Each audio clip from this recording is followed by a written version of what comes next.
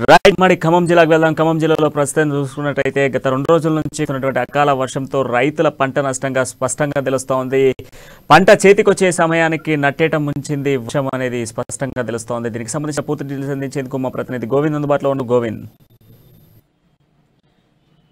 Thank you Pranay. ఉమ్మడి ఖమ్మం చూసుకున్నట్టయితే ప్రధానంగా ఖమ్మం జిల్లాలో ఏదైతే అకాల వర్షాలతో మాత్రం రైతులు తీవ్రంగా నష్టపోయిన పరిస్థితి కనిపిస్తుంది. ప్రధానంగా చూసుకున్నట్టయితే ఖమ్మం జిల్లాలో చూసుకున్నట్టే వైరా కానీ, తెల్లాడ కానీ, కల్లూరు కానీ, అదేవిధంగా సత్తుపల్లి, తిరుమల, నేలకొండపల్లి ఇలా అనేక గ్రామాల్లో కూడా ఒక్కసారిగా వర్షం రావడంతో మాత్రం మొత్తం నష్టమైన పరిస్థితి కనిపిస్తుంది. ప్రధానంగా మొక్కజొన్న, అదేవిధంగా వరి, మిర్చి, కంది ఇలా అనేక రకాల పంటలు కూడా పూర్తిగా నష్టపడడంతో అన్నదాతలకు ఆర్తనాదాలు వినిపిస్తున్న పరిస్థితి కనిపిస్తుంది. ప్రధానంగా మొక్కజొన్న విషయానికి వస్తే మొక్కజొన్న విషయంలో కూడా చాలా వరకు కూడా నష్టపోయిన రైతులు మాత్రం గొగ్గోలు పరిస్థితి. ప్రధానంగా చూసుకుంటే ఖమ్మం జిల్లాలో దాదాపు మొత్తం చూసుకుంటే 22,000 వరకు ఎకరాల్లో 19,384 మంది రైతులు పూర్తిగా నష్టపోయిన పరిస్థితి కనిపిస్తుంది. అయితే దీంట్లో 157 గ్రామాల్లో 22,000 వరకు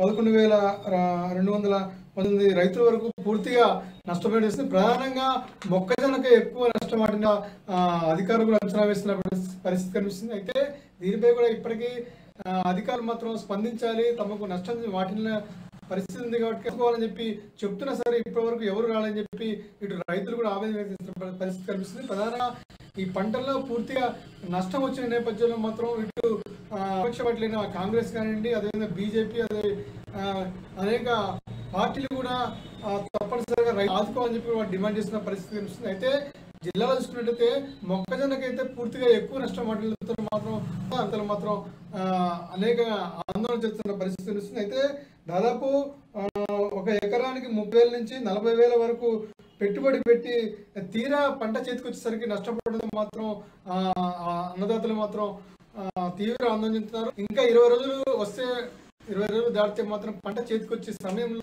ఇలాంటి అకాల వర్షం రావడంతో మాత్రం అన్నదాతలు మాత్రం తీవ్ర విషయాన్ని చోటు చెప్పవచ్చు. ఈ నేపథ్యంలో మాత్రం అన్నదాతలు మాత్రం తప్పనిసరిగా ప్రభుత్వం నుంచి మాకు తప్పనిసరిగా ఆదుకి డిమాండ్ చేసిన పరిస్థితి కనిపిస్తుంది. ప్రణయ్, పంటకి సంబంధించి చూసుకుంటే దాదాపుగా కూడా ఎకరానికి 35 నుంచి వరకు కూడా పెట్టుబడులు పెట్టామంటూ కూడా రైతులు చెప్తా ఉన్నారు.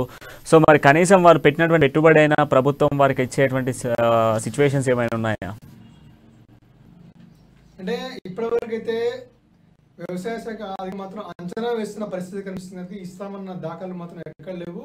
తప్పనిసరి చదువుకుంటాం ఏదో తూతు మంత్రంగా వచ్చి వాళ్ళు చూసిపోతున్న పరిస్థితి కనిపిస్తుంది. మాత్రం ఇంతవరకు మాత్రం ఇలాంటి ఇస్తామని చెప్పి భరోసా మాత్రం ఏం పరిస్థితి కనిపిస్తుంది. ప్రధానంగా ఒక్కొక్క రైతు దాదాపు సన్న చిన్న రైతులు చూసుకుంటే 200 నుంచి 300 వరకు కూడా మొక్కజొన్న పంట మొత్తం తీవ్రంగా నష్టపడినట్టు కూడా మనకు తెలుస్తుంది. దీనికి సంబంధించి కూడా ఇప్పటికే అన్నదాతలు మాత్రం మమ్మల్ని ఆదుకోవాలని చెప్పి వేడుకుంటున్న పరిస్థితి కనిపిస్తుంది. వివిధ రాజకీయ పార్టీల నుంచి మద్దతు తిన్నప్పటికీ కూడా రాష్ట్ర ప్రభుత్వం నుంచి ఎలాంటి సమాచారం రాకపోవడంతో మాత్రం అన్నదాతల్లో మాత్రం కొంచెం ఆందోళన వ్యక్తమైన పరిస్థితి కనిపిస్తుంది. అంటే జిల్లాలో చూసుకుంటే ఈసారి అంటే మార్చి నెలలో ఎండు వస్తున్న నేపథ్యంలో అకాల వర్షాలతో మాత్రం పూర్తిగా నేలవడంతోనే ఇటు తీవ్రంగా ఆందోళన చెందుతున్న పరిస్థితి కనిపిస్తుంది. ప్రభుత్వం మాత్రం ఇప్పటికైనా తమను ఆదుకోవాలని రైతులు మాత్రం గగ్గోలు పెడుతున్న పరిస్థితి కనిపిస్తుంది. ప్రణయ్.